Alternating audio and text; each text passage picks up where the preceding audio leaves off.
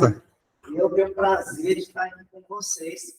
Isso é muito prazeroso, porque quando a gente é convidado para um trabalho na Seara do Cristo, a gente ganha, né? Na verdade, eu estou tendo a oportunidade do trabalho com Cristo.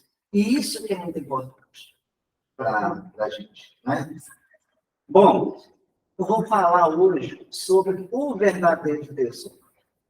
Aí eu costumo, né, falar com vocês o seguinte: quando a gente está, quando nós estamos aqui no plano terreno, a gente tem vontade de ter uma condição social boa, de ter dinheiro. Não é isso? Normalmente é isso, concorda comigo? A gente pensa assim, né? Isso. Aí eu vou dar uma dica para vocês legal de como a gente ficar rico. Olha que legal. Então, não cochile, porque às vezes o sujeito está no centro espírita, né? Aí a palestra vai ficando assim, né? O pescoço dá uma caída, né, a gente acaba cochilando um pouquinho. Então, ó, conselho meu, se vocês quiserem ser ricos,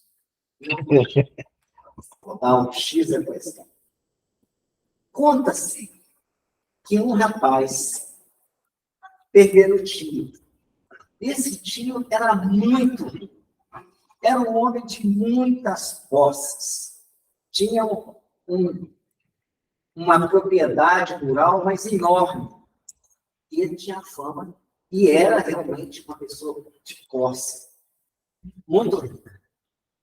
Com a morte do tio, o sobrinho herdara aquela propriedade que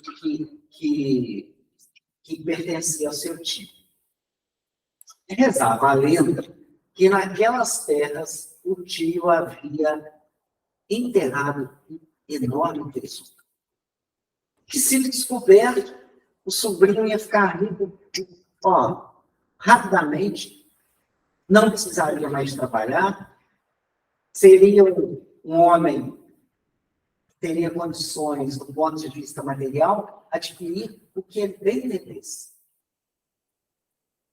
Por sorte, né, o sobrinho herdava aquela terra. Mas aquela inquietude de encontrar um tesouro não o abandonava. E ficava aquilo na cabeça dele martelando. Tesouro, tesouro, tesouro. Até que um dia ele foi ter com um sujeito, com uma entidade, trabalhava com um determinado médico, da qual ele tinha informação que falava tudo que as pessoas precisavam. Aí ele ligou, foi lá conversar com a entidade.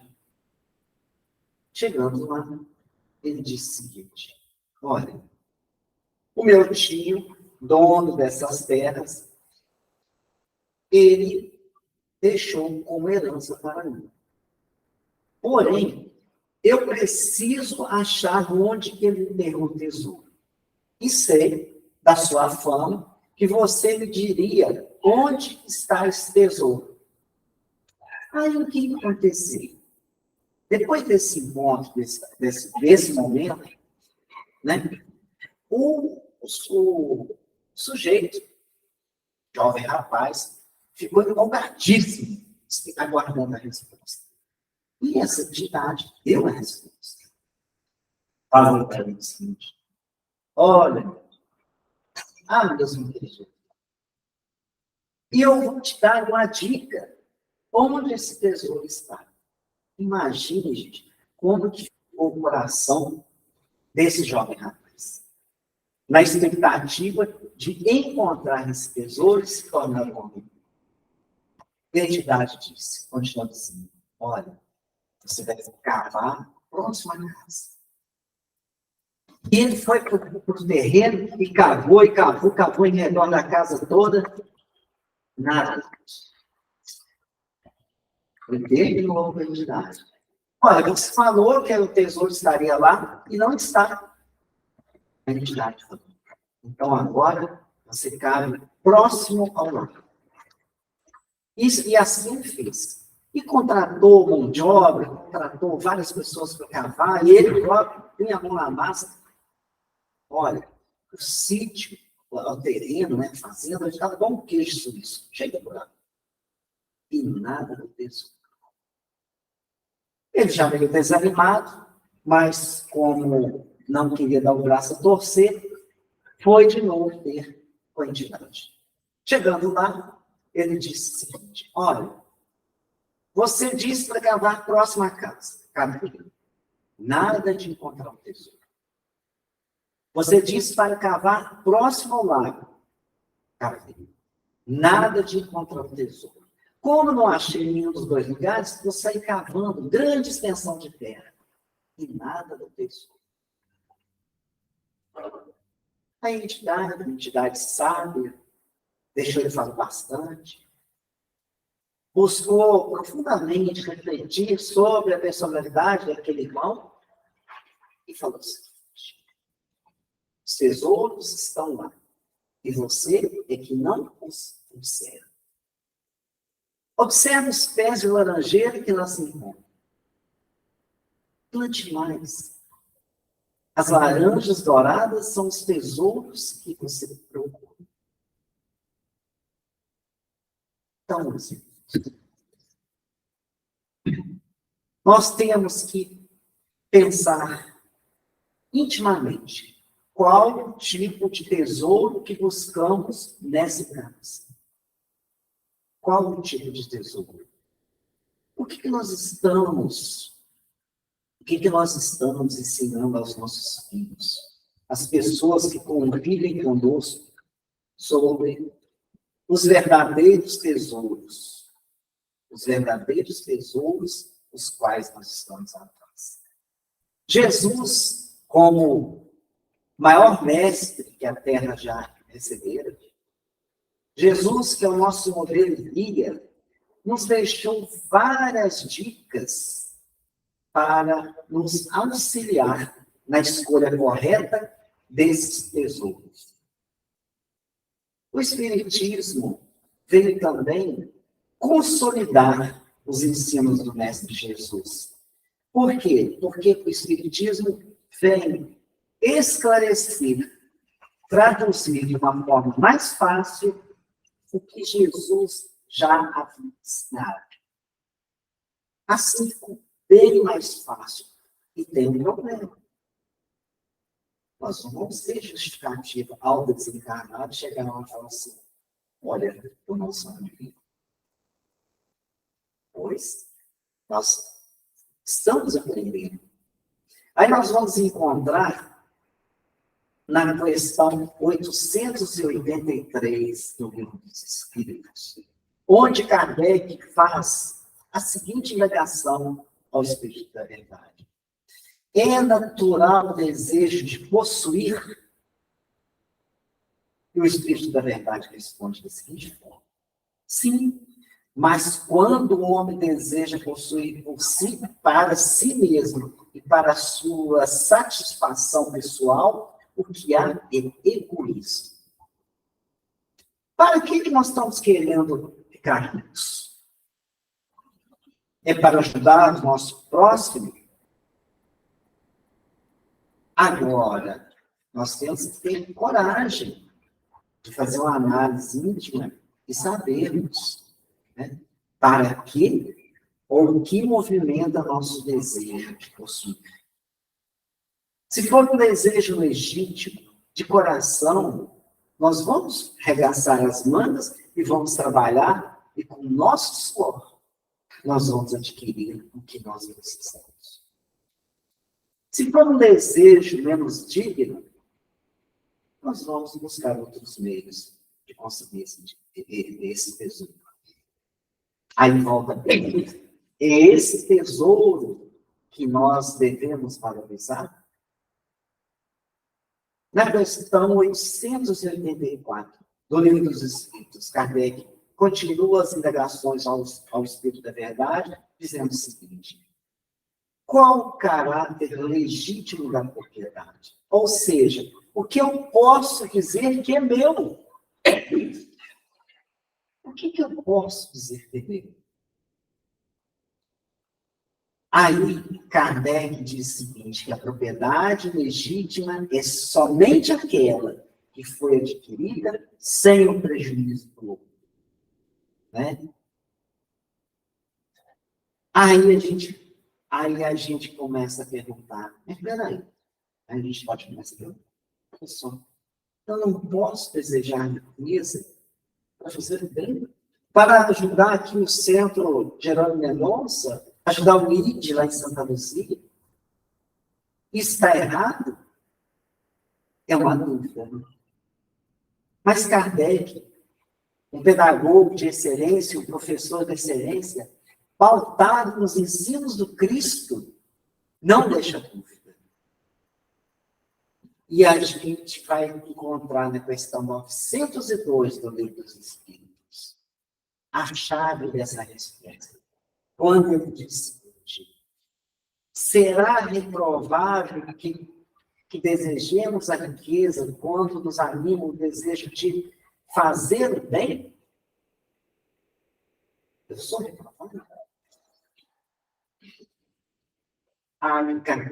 Aí os espíritos respondem: tal sentimento é louvável, quando puro, mas será sempre puro bastante, desinteressado esse desejo, não ocultará nenhum desejo de auxílio próprio para nós mesmos? Não será de fazer o bem a si mesmo? O que nos anima? Né? Aí é interessante. Nós vamos, dando um passeio pela internet, eu encontrei no site UOL uma notícia datada de 1986. Tem algum tempo. Né? E a notícia diz o seguinte, que a Imelda Marques, esposa do presidente das Filipinas, Ferdinando Marcos, tinha nada mais, nada menos que 1.200 pares de sapatos. Gente, a gente pensa assim, em vários pés, né? A gente pensa na nossa biblioteca, concorda? Vive bastante pé. Mas aqui passou, né? Dá o quê? 20 centavos, são bastante sapatos. E aí a gente fica pensando, é uma propriedade legítima você possuir 1.200 pares de sapatos? Eu costumo contar um caso verdadeiro que aconteceu comigo, né? Eu não enxergo. Já tive a oportunidade de enxergar nessa encarnação, mas hoje eu não enxergo. E certa feita, fui sair do trabalho, tranquilo. Eu sou professor, fui numa escola. Aí, um aluno chegou. Eu fiquei ligado naquele bochicho, disse que serve isso que eu também, tá? A gente falou, não, porque a gente aprende a usar o ouvido. Eu prestei atenção e entendi o que a aluna tinha falado. Ela tinha falado assim, olha, o professor está com um sapato de uma cor e outro de outra. Agora, imagina se eu tivesse 1.200 pares de sapato em confusão. Aí eu falei para ela assim, minha filha, parabéns. Isso é um teste. Eu fiz um teste para você, para ver se vocês iam prestar atenção. Um teste não foi teste. Apenas um sapato marrom e um preto. Gente, vai andar também todo mundo igual, não tem. Posso Então, isso é uma propriedade legítima? É para se pensar. Outro caso que a gente vai encontrar, eu encontrei um site de notícias automotivas, notícias de carro, né? Então, lá está escrito que o Sultão de Monet é um país, né, rico em petróleo, ele tem nada mais, nada menos que 7.000 carros. Aí, imagine, deve ser carro de tudo enquanto é tipo, né? Porque 7.000 carros é muito carro. Imagine. Vocês já imaginaram? Vamos fazer um exercício de imaginação. A gente tem se você tem 7.000 carros, você tem que ter quase uma área de uma fazenda só para guardar carro. Né? Aí você vai sair de carro. Começa assim, meu Deus, qual o carro que eu vou sair hoje? Aí junta com 1.200 pares de sapato. Até a gente escolher. Ó, vocês, né, as mulheres, por exemplo, me perdoem, mas vocês demoram mais para arrumar. Não tem jeito. Eu não conheço ninguém que arrume assim, com a mesma velocidade que os homens se arrumam. Agora, imagina uma mulher com 7.000 carros e 1.200 pares de sapato. Uns 2 meses para arrumar. Né? Ainda bem que eu não vejo a cara feia das 300. Né? Tinha bem essa situação. Né? Mas é brincadeira, tá? Mas, então, aí reside o verdadeiro sentido da propriedade. É a gente saber o que de necessário realmente a gente precisa. Outro exemplo. Mega Sena acumulada. 4 concursos acumulados. A gente nem consegue, né? A gente nem consegue pensar no bolo, no tamanho do dinheiro. Aí, normalmente, o que a gente fala? Vou jogar na Mega Sena. Ó, se eu ganhar, eu vou ajudar o fulano, eu vou ajudar o Beltrano, eu vou ajudar lá o Santos Jerônimo Mendonça. Precisamos de ganhar para ajudar. Não podemos ajudar com o que temos, com o que somos. Às vezes, uma palavra bendita, numa hora certa, de coração, vale muito mais que os 7.000 carros, do que os 1.200 pares de sapato e mais o prêmio da Mega Sena acumulado 4 vezes. Você pode determinar o sucesso reencarnatório de uma pessoa, de um irmão, com uma palavra. Apenas uma palavra. A gente pode direcionar aquele irmão. Mas essas tarefas não são fáceis. Por que não são fáceis? Não são fáceis porque nós ainda somos apegados à matéria. Por isso que o Espiritismo veio esclarecer o processo reencarnatório. A gente vem para cá, volta para o plano espiritual, para voltar para a Terra e assim aprender. A cada reencarnação, nós vamos aprender mais e mais e mais. Né? O nosso apego ao bem material é tão grande que nós vamos encontrar no livro, no Mundo Maior, no capítulo 18, uma passagem de André Luiz. Então, André Luiz foi fazer uma incursão no umbral, nos planos inferiores, né? Juntamente com o seu instrutor. Chegando lá, ele começou a observar um grupo de espíritos que pegavam barro, uma substância semelhante ao barro, e apertava contra os peitos. Quando ele observa com mais atenção, ele reconhece o seu avô paterno, chamado Cláudio. E o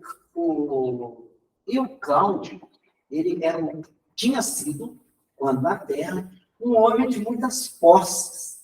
Por quê? Porque ele herdara de seu pai uma condição financeira boa. O que acontece, porém? O Cláudio, ele tinha uma irmã, apenas por parte de pai, chamada Ismênia. E quando o pai morre, o Cláudio tira da sua irmã o que pertencia a ela. E fica com toda a riqueza deixada pelo pai. Então, ele era apegado àquela riqueza. Né? Aí o André Luiz interrogou ao avô a quem que ele referia, que ele estava naquela murmúria, né? Aí ele explicou: a minha irmã Esther, porque eu não dei a ela, que o nosso pai havia deixado. Eu a deixei na rua, sem nada. Ao retornar para o plano espiritual, ele se colocou naquela situação. Situação difícil. Gente, ao retornar para o plano espiritual, nós iremos do jeito que estamos aqui no corpo. Se nós desencarnarmos agora, não pensem só pelo fato de estarmos no centro espírita, só pelo fato de eu estar aqui falando com vocês, de sermos trabalhadores no centro espírita, nós iremos numa condição melhor. Não significa isso. Significa a condição melhor que precisamos ter ao desencarnar é a nossa mudança. Eu costumo dizer, né? Me pergunto assim: ô Fudor, o Espiritismo é o caminho que leva a um plano melhor, do além-túmulo? Eu digo, pode ser. Vai depender de você. Você pode ser da religião A, B, C, D, seja qual for. E ser melhor do que o Espírito. Pode ser da religião que for. Não ter aprendido. Então, o rótulo religioso não quer dizer nada. Tem um pequeno detalhe que o Espiritismo nos esclarece dos nossos deveres quanto criaturas encarnadas na Terra. Aí a nossa responsabilidade aumenta. Aumenta porque nós sabemos dos nossos deveres. Os irmãos do plano invisível vêm estar conosco e nos falam da vida do plano invisível. Né? Sabemos que não iremos ficar esperando o julgamento final. E como se dá esse julgamento? Não existe um sujeito que fica andando atrás da gente, quando estamos encarnados, anotando aqui, Fludoto, dia 20, chegou atrasado, Geraldo Mendonça, porque o acesso nosso estava atrasado. Nossa, Fludoto tratou mal um companheiro de serviço. Não existe isso. Sabe aonde que isso tudo está registrado? Em nós. No nosso perispírito. Aí que vem o problema. Um problema que muitos de nós esquecemos. Quando nós estamos aqui na Terra e que, por meio do nosso livre arbítrio, decidimos fazer determinada coisa, ou certa ou errada, fica registrado em nós. A primeira pessoa que vai saber daquela situação, seja correta ou não, somos nós. Como que a gente foge da gente mesmo? Eu não conheço bem. Não tem jeito. Daí, a perturbação que o avô do André Luiz Cláudio sofria naquele momento. Porque pela a sua vibração, ele foi atraído para aquele ambiente. Então, meus irmãos, tudo depende de nós. Aí nós vimos até aqui que a posse de recursos, se bem usado, nós conseguimos transformá-los em bons recursos. Né? Mas sabemos das dificuldades. Né? A gente entendeu o que é um bom tesouro, como usar as posses que nós temos.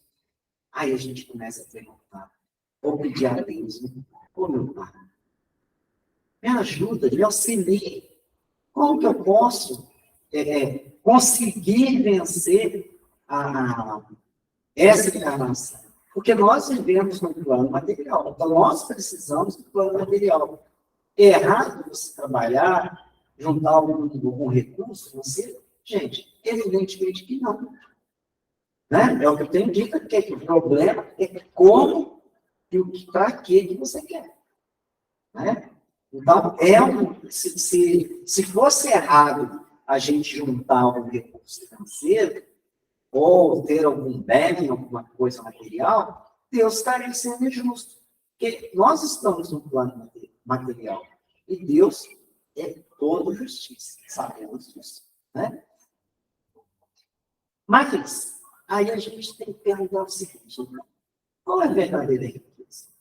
Qual é o verdadeiro tesouro que, ao sairmos daqui, nós devemos trabalhar para adquirir? Aí nós vamos encontrar na questão 886 do Livro dos Espíritos a seguinte indagação, que Kardec faz aos pontos. Qual o verdadeiro sentido da palavra caridade?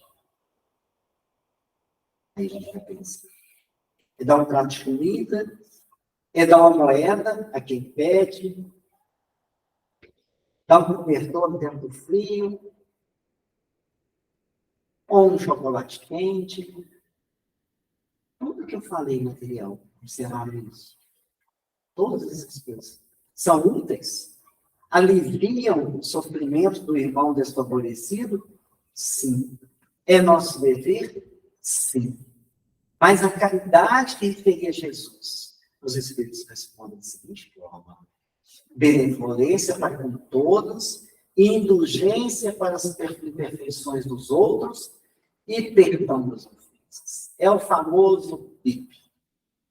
Então, quando nós vamos buscar benevolência para com todos, gente, não vamos perder a oportunidade de fazer o bem.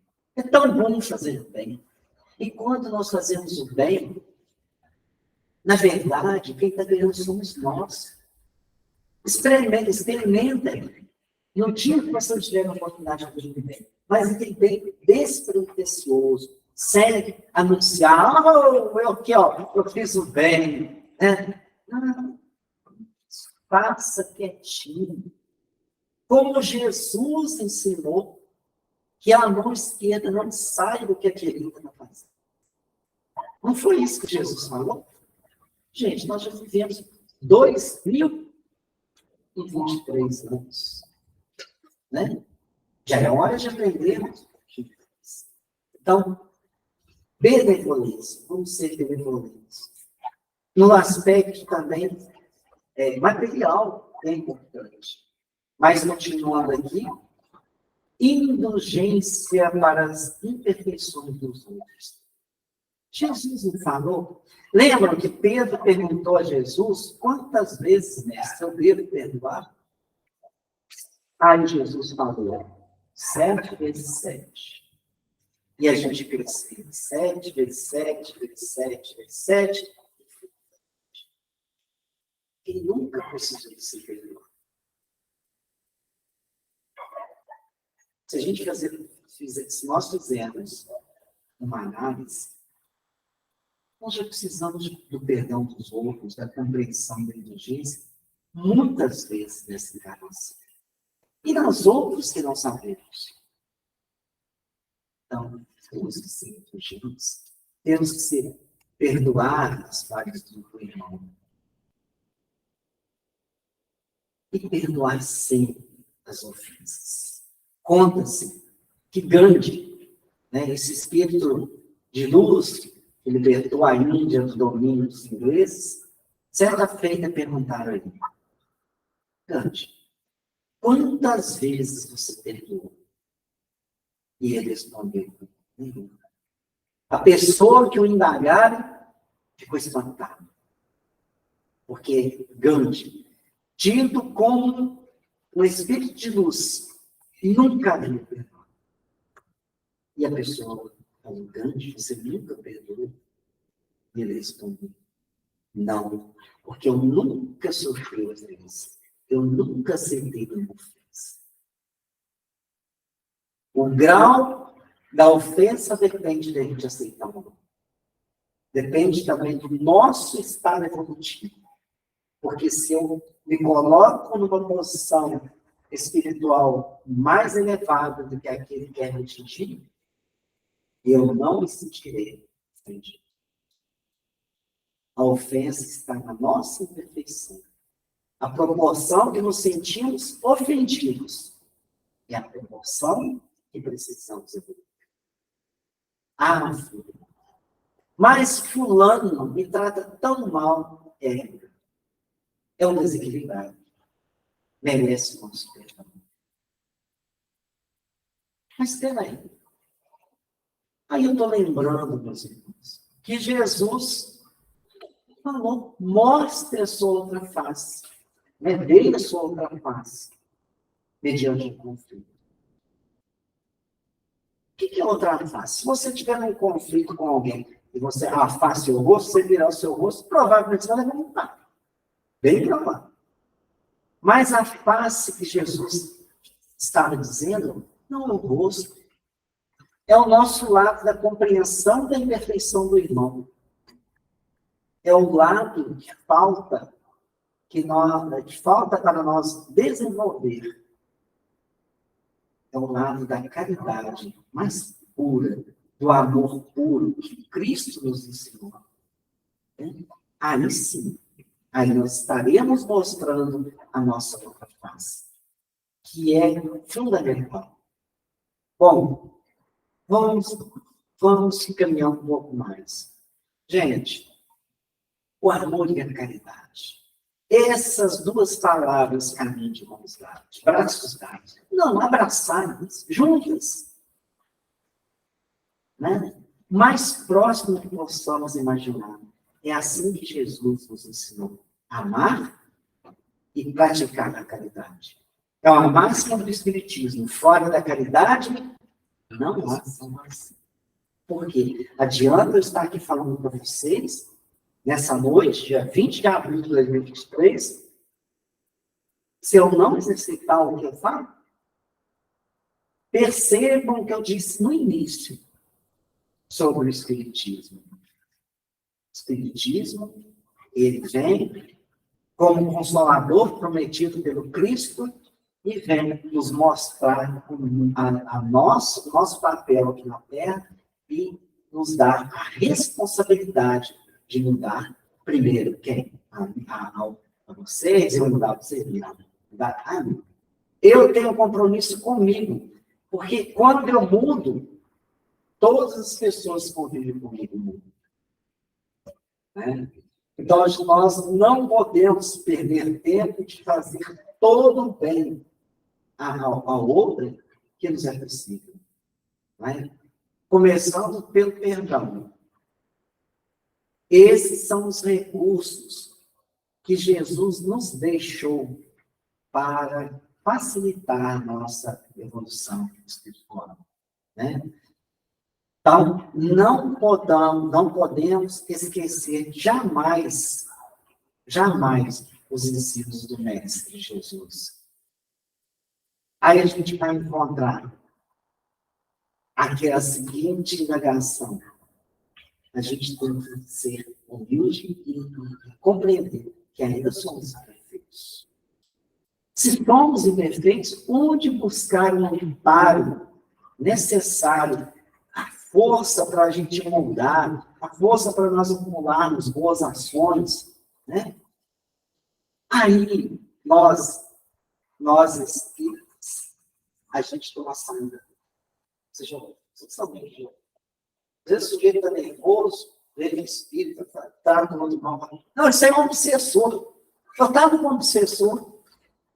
A culpa é do coitado do irmão que está no plano invisível. Gente, peraí. Aí tem umas questões que a gente tem que refletir. Você pode estar com a companhia de um irmãozinho que vai te deixar militar? Pode. Mas se ele está aí, quem chamou ele? né? Então, é responsabilidade deles. Aí, na questão 451, o Kardec explica: influi os espíritos em nossos pensamentos, em nossos atos, e os espíritos respondem muito mais do que imaginais. Influi a tal ponto que de originais são eles que nos dirigem. Nossa, olha que perigo que a gente corre, então, né? Não, mas não é assim, porque senão nós não seríamos responsáveis por ação nenhuma, né? Aí a gente vai encontrar a chave para esse problema e para a resposta na questão 659. Aí que Kardec pergunta aos espíritos: qual o caráter de Abraães? E os espíritos respondem: a prece é um ato de adoração. Orar a Deus é pensar nele, é aproximar-se dele, é pôr-se em comunicação com ele. E completa dizendo: há 3 coisas que podemos propor por meio da prece, que são assim: louvar, pedir e agradecer. Lembram que Jesus, nos momentos difíceis, ele se recolhia à oração, à prece? Então, nós não estamos desamparados, né? Vamos sintonizar com os planos superiores por meio da prece. Aí eu pergunto a vocês: dessas 3 coisas, qual que a gente exercita mais? Louvar, a gente louva mais. Ou seja, nós buscamos estar em sintonia com Deus, com suas leis, por meio dos ensinos do Cristo. É uma das coisas que podemos buscar por meio da prece. Ou nós estamos pedindo, ou estamos agradecendo. Gente, felizmente, Deus é um Pai sábio e nos ama. Isso não há dúvida, né? Então, Deus nos ama. Quando os espíritos, né, o Espírito da Verdade, coloca essas 3 condições para a prece, aí a gente tem que refletir a seguinte coisa: você já observar, tipo assim, tem alguém doente na família, né? Como que a gente fica medindo de Deus? Oh, meu Deus, ajude que fulano melhora. Oh, meu Deus, ajude. As dificuldades, nós ainda precisamos de algumas para nos ligar a Deus, né? Aí o sujeito melhora. Quem lembra de agradecer? Poucas pessoas. Esquece a doença num dia. Nós vamos chegar daqui a pouco, ao final do dia. Entre nós, quem vai chegar em casa, fazer o que Santo Agostinho nos recomendou, que é uma análise de tudo que fizemos durante esse dia, e chegar à conclusão: olha, isso eu não fiz bem, eu preciso de rever. Temos que ter coragem para isso, né? Temos que ter coragem. Ou chegar no final do dia, ao deitar, a gente fazer uma prece, né? Oh, meu Pai, agradeço profundamente por isso. Mesmo pelas dificuldades que eu tive, foram momentos de aprendizagem. Mas te peço força para que eu consiga vencer o dia de hoje. Nós não lembramos, né? Nós não lembramos dessas perspectivas. E Jesus, Jesus sempre nos mostrou isso. Aí, na questão 909, Kardec pergunta aos espíritos: pelos seus próprios esforços, pode um homem vencer suas más tendências? Aí os espíritos respondem: sim, fazendo poucos esforços. O que lhe falta é a vontade.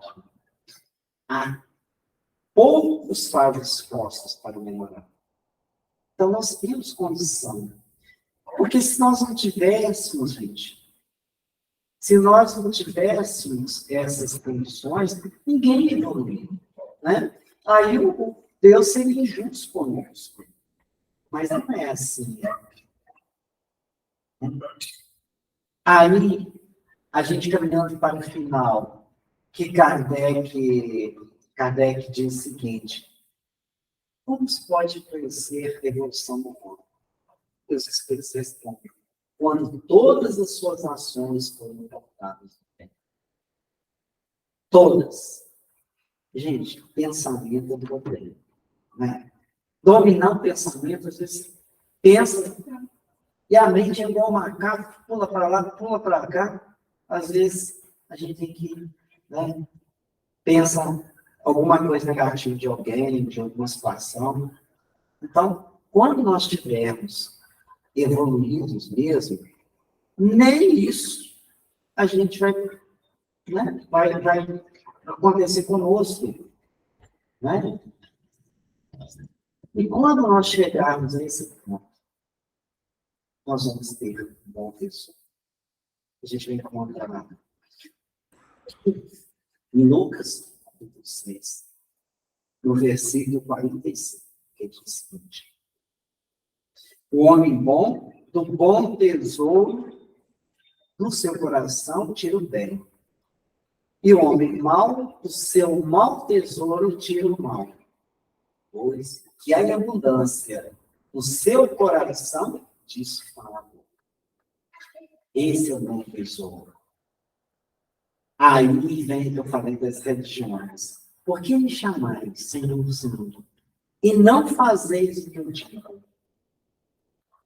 Né? Aí a gente vai encontrar lá no capítulo 7 do Evangelho segundo o Espiritismo, no capítulo 6 perfeito, onde está registrado o seguinte: reconhece-se o verdadeiro espírito pela sua transformação moral e pelos esforços que faz em sua melhoria.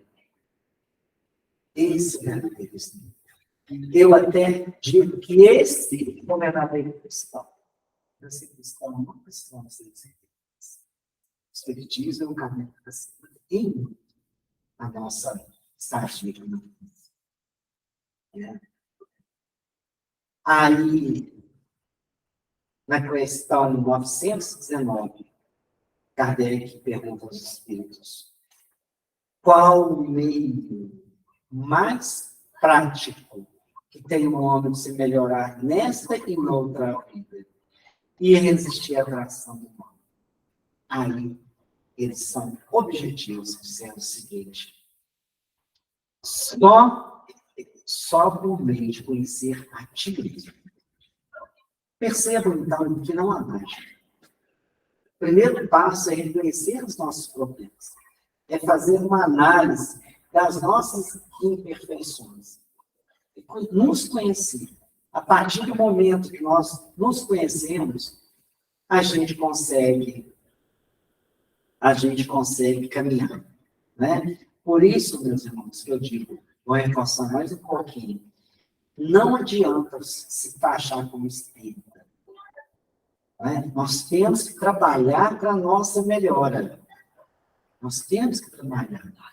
As dificuldades que passamos aqui na Terra não são castigos, são oportunidades. Já é hora de tirarmos aquela imagem de Jesus na cruz, de sofrimento, que eu estou pagando ou que eu estou sendo castigado. Não. Jesus nos ama. Deus nos ama. É hora de nós enxergarmos Jesus de braços abertos, mas não chamando para junto de si.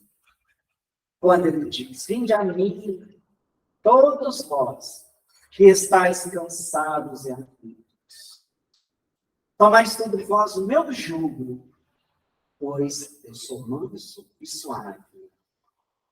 Aí Jesus completa: leve é o meu fardo. Fardos das dificuldades pelas quais são oportunidades evolutivas que encontramos aqui na Terra. Com Jesus, esses fardos ficam leves, porque nós temos a compreensão do porquê. Do porquê que passamos por essas dificuldades, né? Do porquê. Nós sabemos a razão da lei de causa e efeito. Hoje, meus irmãos, a nossa vida de hoje foi plantada no passado. E a nossa vida futura está sendo plantada hoje. Então, aceitemos o convite de Jesus. Vamos até a Ele, para que Ele, na sua suave misericórdia, na sua suave força, encontremos amparo para as nossas dificuldades. Agradeço a atenção de vocês, agradeço o convite e estamos dispostos sempre. Obrigado.